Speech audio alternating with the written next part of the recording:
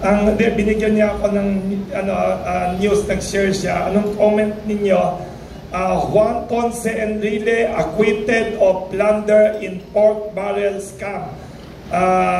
Siya ang Chief Presidential Legal Counsel. Acquitted siya of plunder in the pork barrel scam, making it zero. Ano ba to? Bagong balita ba to? Luma? Bago, latest ba to? Breaking news. Anong reaction ninyo, sir? Being a lawyer and formerly with government, you might have encountered Juan Ponce Enrile. Anong reaction ninyo to this? And what should be done in cases like this, plunder? I have yet to read the full article, and I have yet to know the reason for the dismissal.